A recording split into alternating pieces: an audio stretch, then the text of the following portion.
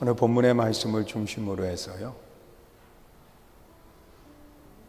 믿음의 역사를 능력으로 이루는 신앙이다. 사도 바울은 데살로니가 교회에 편지를 쓰고 있습니다. 이 데살로니가 교회는 바울이 세운 교회가 아니라 바울에게 은혜를 받은 사람들이 가서 세운 교회가 데살로니가 교회예요. 바울이 직접 세운 교회도 애착이 있겠지만은 바울의 복음을 받아서 가서 세운 교회이기 때문에 바울에게 있어서 어떻게 생각하면 영적 자녀가 세운 교회거든요. 그러다 보니까 그의 마음속에 이 데살로니가 교회에 대한 관심이 더 많았고, 그리고 또한 그곳에서 신앙생활을 하는 성도들의 믿음이 성장하면서 더 아름다운 모습을 갖는 것을 이 바울이 더 원하고 그 모습을 기뻐했어요. 그런데 이 교회라고 하는 것이 그래요. 늘 편안하고 늘 좋은 일들이 있어야 되는데, 때로는 교회 안에서의 다툼도 일어나게 되고, 또 교회가 성장하는 과정 속에는 그 이단들이 늘 그 교회를 흔들고 어려움 속에 빠뜨리는 거예요. 자, 이런 모습을 바라보면서 하나님의 백성들이 흔들리지 않고 그 믿음이 성장해가는 아름다운 모습을 가졌으면 좋겠다. 이런 사모하는 마음이 이 바울에게 있었어요. 그래서 이 바울이 데살로니가 교회에 편지를 쓰면서 그런 이야기를 하는 겁니다. 예수 믿는 사람들이 어떤 신앙의 자세를 가지고 예수를 믿어야 될까? 아니, 오늘 우리 신앙생활하는 우리 성도님 한 분 한 분들이 어떤 믿음을 가지고 생활을 해야 되겠느냐는 거예요. 여러분, 우리가 교회에 다니는 것으로 만족하는 것이 아니라 예수 믿는 사람들 부끄럽지 않을 뿐만 아니라 예수 믿는 사람들이 세상에서 큰 일을 행하면서 살 수 있다고 하면 이보다 더 좋은 일이 어디 있어요? 그래서 우리가 하나님 앞에 정말 어떤 믿음을 가지고 생활을 해야 될지 바울은 이것을 이야기하는 겁니다.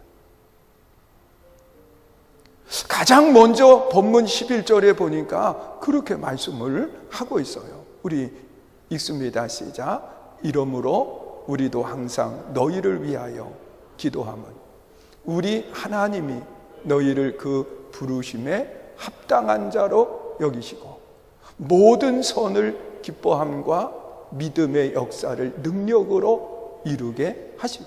자, 여기 보면 그렇게 이야기해요. 하나님이 부르신 것에 대해서 합당한 자가 돼야 된다는 거예요. 여러분, 우리는 하나님의 부름을 받은 사람들로서 이 땅의 삶을 살아가면서 그 부름에 합당한 삶을 살아야 된다는 거예요. 우리 잘 생각해 봐요. 여러분, 기업에서도 사람을 뽑을 때 그냥 아무나 뽑아서 쓰지 않아요. 그 일에 합당한가? 합당하지 않은가를 보는 거예요. 그래서 합당한 사람이라고 하는 생각이 들 때 그를 뽑게 되거든요. 그리고 또한 일꾼으로 세우고 난 뒤에 곧바로 일하게 만듭니까? 아니에요. 그 일을 잘 할 수 있도록 훈련의 단계를 거치는 겁니다. 그 훈련의 단계를 잘 거쳤을 때 그는 그 일에 합당할 뿐만 아니라 그 일의 능률을 올릴 수 있는 아름다운 모습을 갖게 되는 거예요.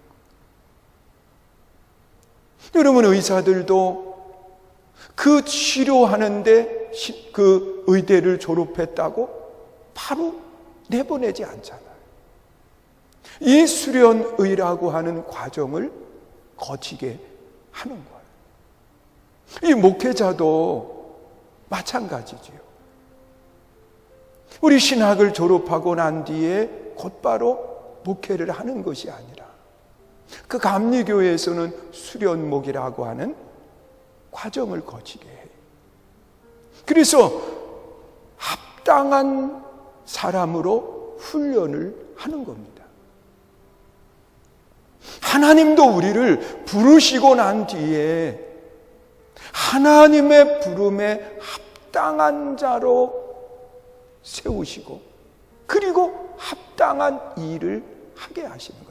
그것을 가리켜서 우리는 무엇이라고 이야기하느냐고 하면 사명이라고 말하고 있습니다. 내 생명을 다 들여서 감당해야 되는 하나님의 일을 말하는 거예요. 그런데 성경에 기록된 말씀 속에 보면 하나님께서는요, 우리들에게 합당한 일에 대한 사명을 말씀해 주셨어요. 가장 먼저 이 아담과 하와에게 하나님께서는 사명을 부여하셨어요. 창세기 1장 28절 이하에 기록된 말씀을 보면 그렇게 말씀을 하는 거예요. 생육하고 번성하라. 땅을 정복하고 다스려라. 이것이 이 아담과 하와에게 처음 맡겨주신 사명인 거예요. 그런데 이 사명은 아담에게만 해당되는 것이 아니라 오늘을 살아가는 우리 모두에게 해당되는 그런 말씀인 거예요. 오늘 하나님이 우리 성도님 한 분 한 분에게 맡겨주신 사명이 뭐냐? 생육하고 번성하는 거예요. 여러분, 번성이라고 하는 것은 수가 더하는 것을 이야기하고 그리고 또한 강하여지는 모습을 말하는 겁니다.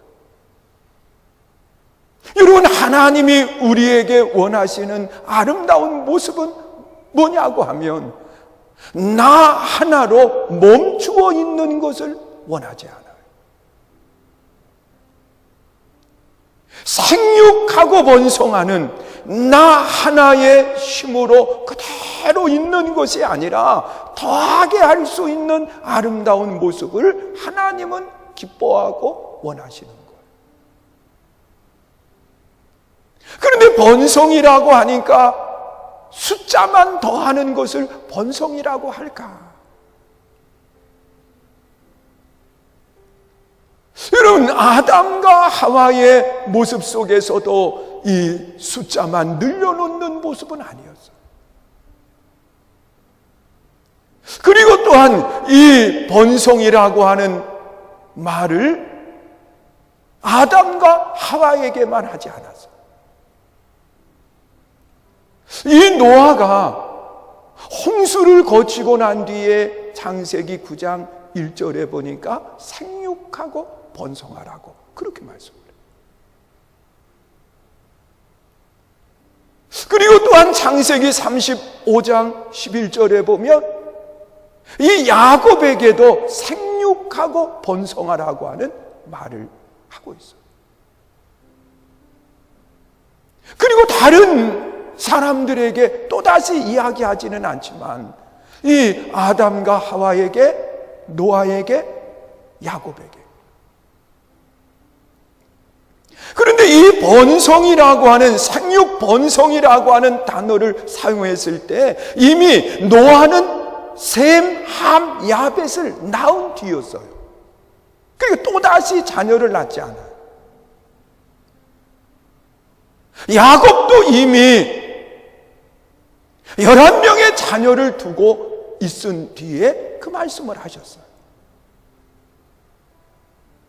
자, 우리는 이것을 숫자적으로만 자녀를 많이 낳는 번성을 이야기 아니라 강한 민족을 이루는 것을 말하는 거예요. 여러분, 야곱의 자녀 가운데 디나는 자녀가 없습니다. 그러면 자녀가 없기 때문에 그는 하나님의 말씀 사명에 순종하지 않은 거냐? 아니라는 거예요.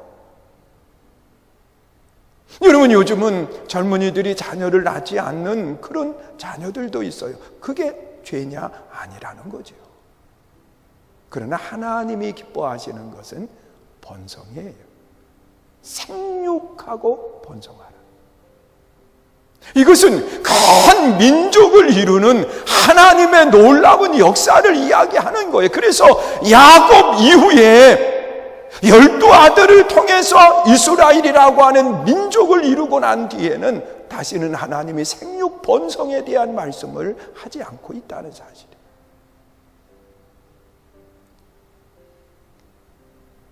여러분, 우리는 내 삶을 통해서 하나님이 기뻐하시는 민족을 이룰 수 있는 아름다운 모습이 돼야 돼요. 그리고 또한 여기에는 육적인 번성도 있지만 영적 번성을 또한 말씀하고 있는 거예요. 여러분, 우리가 아는 것처럼 사도 바울은 결혼하지 않았습니다. 그리고 자녀를 두지 않고 있습니다.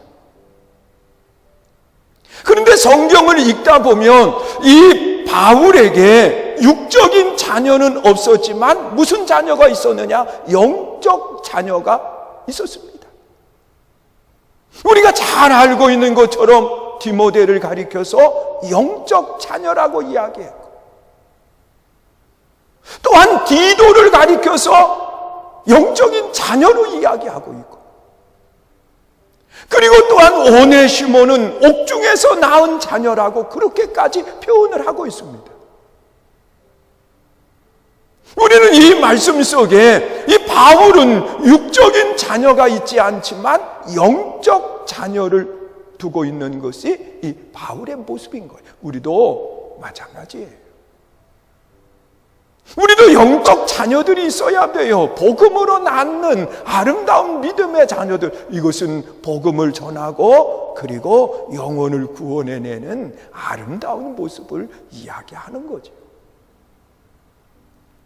하나님이 기뻐하는 것은 강한 민족을 이루는 거예요.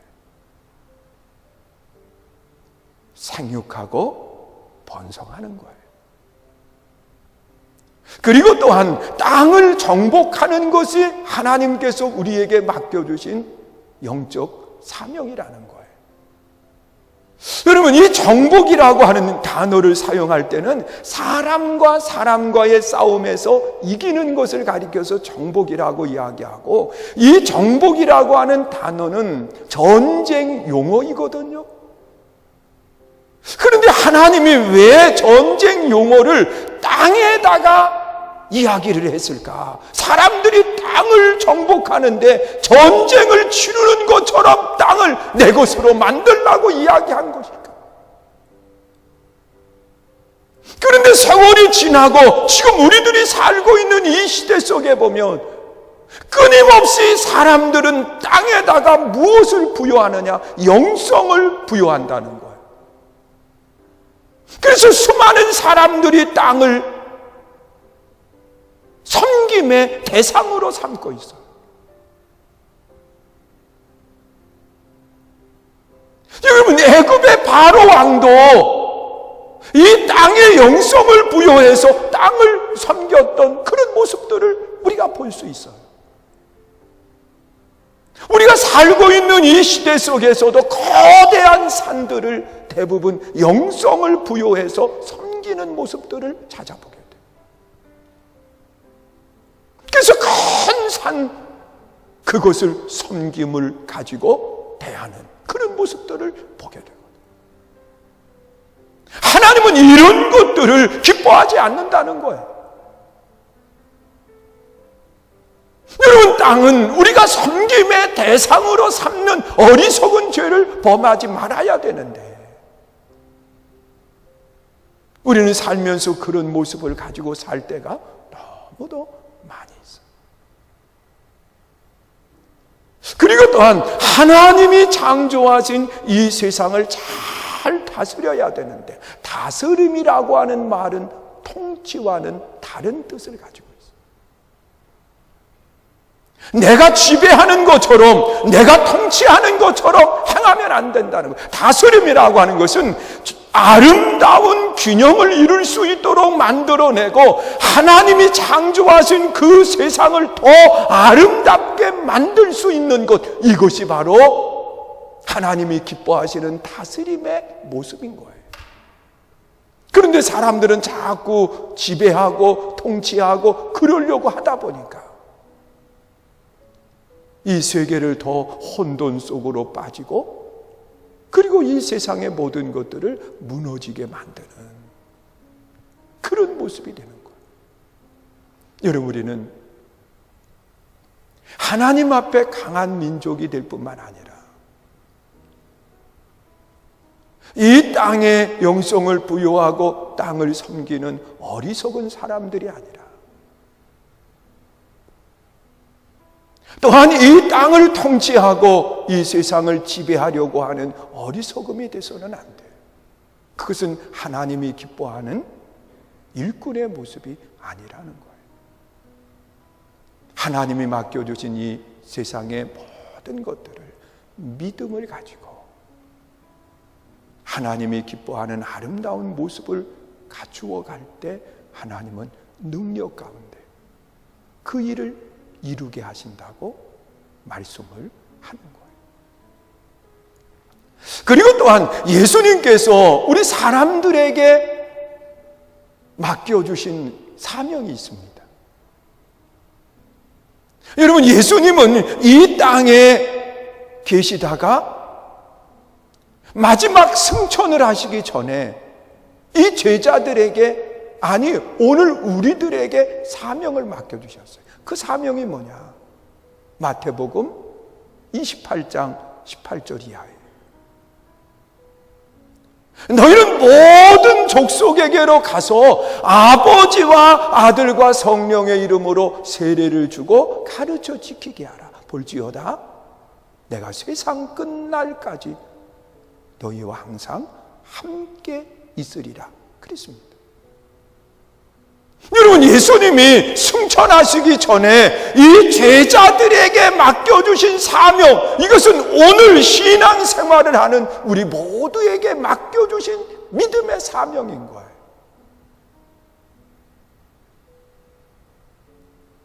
여러분, 우리는 모든 사람들에게로 가야 된다는 것, 이것은 우리는 복음을 전하는 사명을 맡았는데 내가 좋아하는 사람만이 아니에요. 내가 쉽게 갈 수 있는 사람에게만이 아니라 모든 사람들에게. 여러분, 복음을 전하는 대상은 모든 사람들이에요. 그 사람들에게 우리가 복음을 전하고 예수 그리스도를 전파할 수 있는 아름다운 모습이 될 수 있어야 돼요. 그리고 그들에게 가르치고 그들로 하여금 지키게 하는 사명이 우리에게 있어요. 여러분, 하나님이 맡겨주신 이 믿음의 사명들을 우리는 감당하려고 애를 쓰면 믿음을 가지고 행하고 시도하면 하나님이 무엇 하신다고 그랬느냐? 능력 가운데 이루게 하시겠다고 그렇게 말씀을 하시는 거예요. 그리고 또한 바울은 두 번째로 본문에서 어떤 신앙의 삶을 살기를 원했느냐? 우리 12절 말씀 함께 보세요. 읽습니다. 시작. 우리 하나님과 주 예수 그리스도의 은혜대로 우리 주 예수의 이름이 너희 가운데서 영광을 받으시고 너희도 그 안에서 영광을 받게 하려 함이라. 여러분, 우리가 하는 일들, 이 일들을 통해서 하나님이 영광을 받으시게 해야 된다는 거예요. 그러면 하나님이 영광을 받으시면 우리도 영광이 되도록 높여주시겠다고 말씀하시는 거예요. 여러분, 우리는 하나님의 영광을 드러내야 되는 사람이에요. 여러분, 세상의 사람들은 하나님을 어떻게 보느냐? 믿는 우리들을 통해서 세상은 하나님을 봅니다.